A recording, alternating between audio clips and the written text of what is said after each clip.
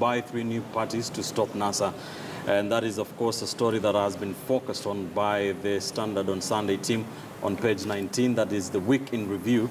So apparently Jubilee is welcoming small parties in a bid to penetrate NASA regions.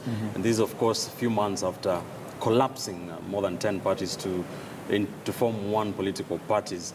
Are they sensing that that was a wrong move in terms of trying to deal with NASA? Now they need the people that are disgruntled within Jubilee, especially going to the nominations, to have some sympathetic parties which are sympathetic to Uhuru Kenyatta. What do you think, Dismas? Obviously, the case, you recall Kireti Murungi a few weeks ago said that was the biggest lapse in judgment from President Kenyatta and his deputy to merge those groups, because this merging did not come out of the individual political parties' aspiration for one organization. It was the president and his deputy over a cup of tea who decided that they must merge the organizations. But what is curious, you will notice, all these political parties coming to Jubilee, they have stated in black and white that they're not supporting the Jubilee political party, but they are supporting the person of President Uhuru Kenyatta. So all of them have indicated that they don't have time for the deputy president, but rather they're supporting the president, which is very curious, meaning that we now have a Jubilee A and a Jubilee B.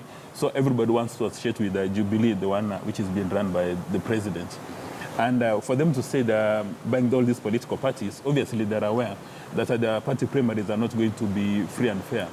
You recall a few weeks ago, they made every Kenyan believe that the party primaries were going to be conducted by IBC, which was a very good lie to make people come in with the hope that the party primaries are going to be credible. But it's now emerging that the party primaries are not going to be credible because the president and his deputy again will decide on who is going to run on any elective seat. Even if the primaries were free and fair, Jared, there would still be disgruntled because of the large number of people that have been lumped into one. There would still be issues, right?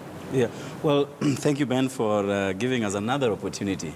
It is barely 6 months since Jubilee affiliate parties dissolved and resurrected into one called Jubilee Party. Of course, they said that it was in line with their main objective, which is uniting the nation. And you want to unite a nation under one umbrella body, one political party, a dictatorial tendency that we saw during Kanu's single-party dictatorship called Jubilee. And, the quest then was that anybody who ascribes to the very tenets of Jubilee as a party had to come under one umbrella, one uniting factor. Right. But now the reality is dawning on them. Firstly, that they messed, as always. Right. And number two, that, there is a case that is now pending before court, and it has been suspended, called Party Hopping Bill. So they know very well that, perhaps the Council of Governors, those who filed the petition, have greater success, potentiality of success, that the party hopping may still just be scrapped in its entirety. And if that so happens, and you have bandaged people in one particular vehicle called Jubilee, and they lose, and they end up in other parties that are not friendly to Jubilee Party, then that is potential danger.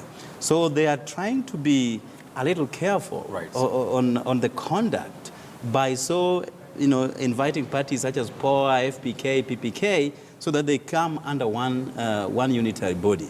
So I think they're trying to be careful. They do not want to, lose everybody, and at the end of the day, lose it in its entirety. Finally, they also know that there are certain regions where, if you mention the name Jubilee, then you are in great danger. Right. So